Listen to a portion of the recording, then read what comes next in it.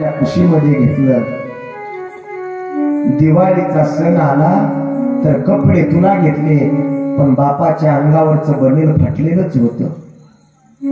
बापाच्या पायातली चप्पल फाटलेलीच होती।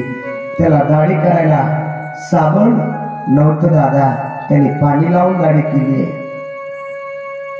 आणि आज डायरेक्ट मुलगी बोलते बापाला, बाबा मी जोडीदार निवडलाय। अरे थोडी काहीतरी लाजा वाटू द्या, वाटू द्या महाराज, वाटू द्या। आज एकच संदेश असेल माझ्या भगिनींना, अरे तुम्ही काही करा, कलेक्टर व्हा, अंतराळात जा, विमानात जा, भारताचं सगळ्यात मोठं पद गाजवा, पण एक काम करू नका, आपला बाप येशीतून जात असताना आपल्या बापाची मान खाली जाईल असा पाऊल चुकीचा टाकू नका।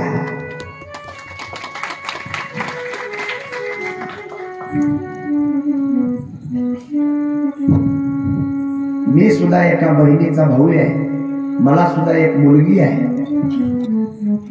माझी बहीण 12वीला शिकत होती आणि आमची आई म्हणली तायडी बाद झाला, आता शिक्षण बाई लग्न करून टाकू। माझी बहीण रडली, विश्वनाथ बाबांना सांगितलं, आई मी दुसऱ्याच्या मुलीसारखी नाही आहे, मी खानदानी मुलगी आहे, अगं मला 12वी शिकू दे। अरे तुमचा बाप काळी झर मोरवंडीची जमीन विकल तुमच्यासाठी, याच्यापेक्षा पुढे बोलू का माझ्या बहिणीनो? तुमच्या शिक्षणासाठी तुमचा बाप स्वतःची किडनी विकल, किडनी। पण त्याची जर मुलगी शिकत असेल तर त्या पदावरती मुलीला पोच करल। पण माझ्या बहिणीनो विनंती आहे घड्या, या जगात जगत असताना पाय चुकीचा पडू देऊ नका। ज्या बापाची मुलगी बापाचं ऐकत नाही त्या बापाचं आयुष्य कमी होते दादा। त्या दिवसापासून तो बाप जुळून जुळून जुळून मरत असतो। म्हणून एवढाच संदेश घरी घेऊन जा, याच्यापेक्षा जास्त काय सांगू तुम्हाला। कर्दम आणि देहूतीच्या कन्या, अरे आमच्या अध्यात्म क्षेत्रामध्ये क्रांती केली महाराज।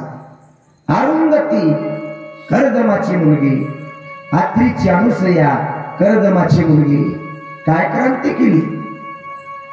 3 देव 6-6 महिन्याची लेकरं केली महाराज, 6-6 महिन्याची। नारदानं लीला केली आणि नारदानं थोडी कळ लावली आणि 3 राण्या रुसल्या। त्यांनी सांगितलं, आणि देवाच्या देवांगांना आमच्यापेक्षा पतिव्रता मृत्यू लोकात जात मला जेवण देणार नाही, तिचं सत्व हरण करा। 3 देवानी ब्रह्मा विष्णू महेश ब्राह्मणाच्या रूपामध्ये खाली येतात। चालता चालता गंगा नदी लागते, त्या गंगा नदीतल्या गारबुटी घेतात जुळीमध्ये आणि अनुसूयाच्या दारामध्ये जातात। हे अनुसूया भिक्षांदेही, अनुसूया बाहेर येते आणि ब्राह्मणाच्या चेहऱ्यावरचं तेज पाहितलं आणि तिला वाटलं उजळली भाग्य आता, अवघी चिंता वारली, संत दर्शनी हा लाभ आणि पद्मनाभ जोडला। हे अनुसूया आम्हाला इच्छा भोजन पाहिजे, पंचपक्वानाचं भोजन केलं। त्यांनी सांगितलं, हे नको, आम्ही आमच्या जोडीमध्ये गारा आणल्यात, गारा, आणि त्या गाराचा भात आम्हाला करून दे। सूर्याची उपासना केली आणि त्या गारा भगुण्यामध्ये टाकल्या, बहुगुण्यामध्ये, आणि सूर्याच्या उष्णतेने त्या गाराचा तांदळासारखा भात झाला। किती पतिव्रता अनुसूया!